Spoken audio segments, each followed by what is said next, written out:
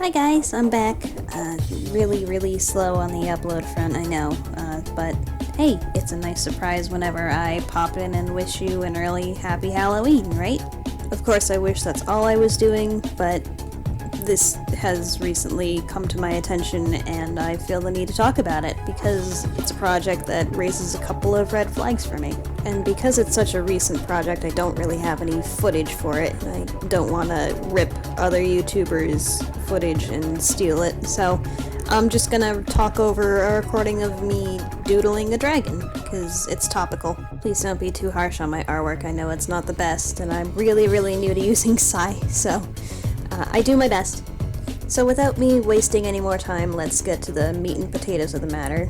About a month ago, a friend of mine dropped a Kickstarter link in our Discord server, and she told us to look at it because it seemed like the game had potential, and on a first pass, it did seem to have some potential. There was definitely ambition there. I would even say that given some tweaking and some restraint on the developer's parts, it still has potential. But for the time being, Day of Dragons has done some things that have raised a few eyebrows and some red flags on my end, as I said. The first thing that I really took notice of was that on a second glance, their Kickstarter page was kind of barren. Like they didn't really have a solid idea of the kind of reward that they would offer for backing at a higher tier. Which I don't necessarily fault them for on its own, because I wouldn't know the first thing about running a Kickstarter for an indie game. But the thing is, when you set out to create a Kickstarter, you should have at least some idea, in my opinion, of what your game plan is, no pun intended. Day of Dragons developers strike me as being quite inexperienced, and again, that's not something that I would fault on its own, but it seems to have led them to make some questionable statements and decisions, and that's what bothers me. I would almost argue that they kind of set off on this idea half-cocked and didn't really think things through, because another friend of mine backed the game at a $100 tier at first. He later backed his pledge down to $18. And one of the early remarks that he made was that the rewards were unusual. The rewards only included copies of the game with optional beta access. 1 or 2 copies.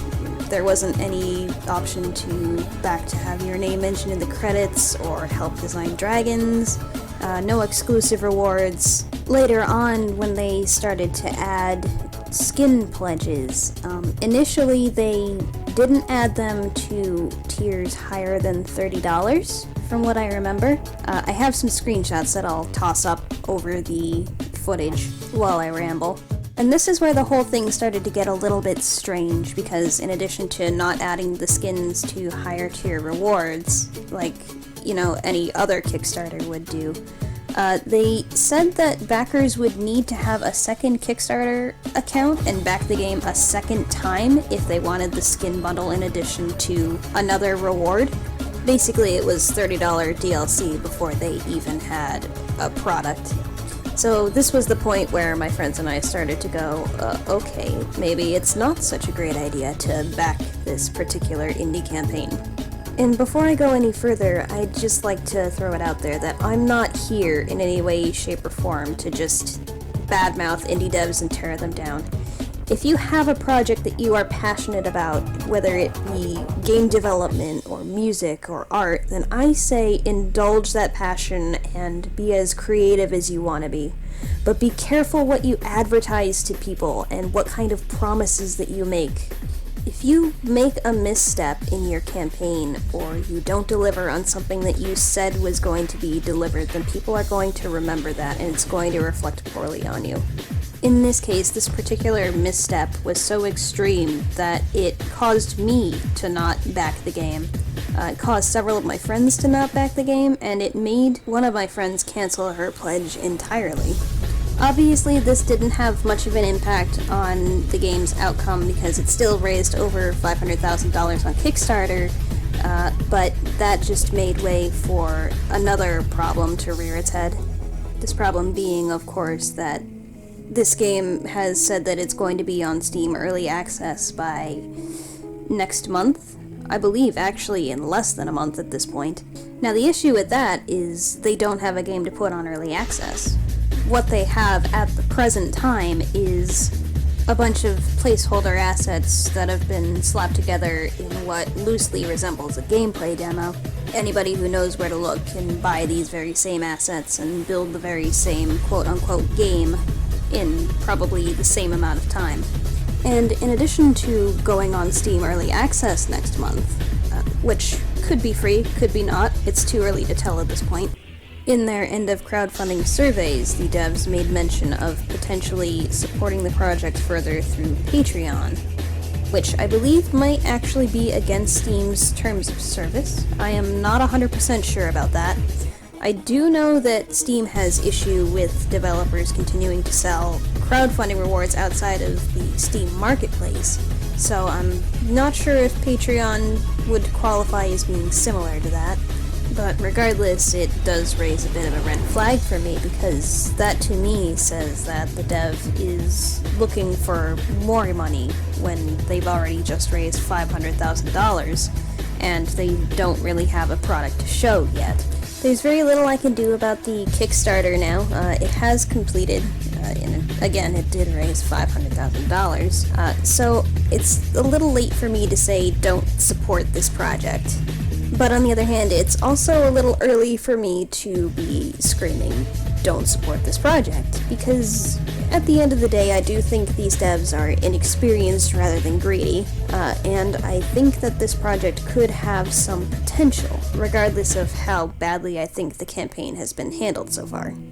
In the coming months, we'll see how the campaign progresses, how the game develops, how the devs do or don't keep their word, how they spend the money that's been raised, what kind of decisions get made as time goes on. I think it's appropriate for Halloween to end this video on a cautionary note, because with the unveiling of their first original dragon model, they have put a lot of emphasis on the fact that the dragons they're currently working on are going to be free.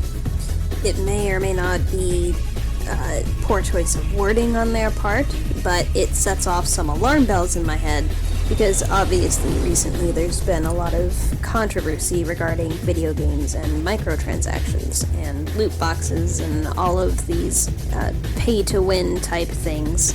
So if you missed the Kickstarter, don't be discouraged, don't leap on it when it first comes to Steam Early Access, because there won't be much reason to, honestly. I would say that this is a game to keep an eye on for more than one reason, and not all of those reasons are good, unfortunately. I think at the end of the day, I would like to see this game succeed, because I'm as thirsty for a game where I get to be a dragon. Just being a dragon is the next guy. But realistically, I know that it's more likely than not going to flop and quietly disappear, and a lot of people are going to be out some money. Time will tell if this was just inexperience on the dev's part or a genuine scam born out of maliciousness like Mesozoica.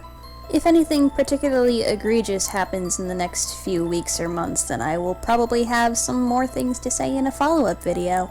But for now, I'm going to bid you all a very fond farewell. Stay safe and have fun this Halloween, you crazy kids, and thanks for watching.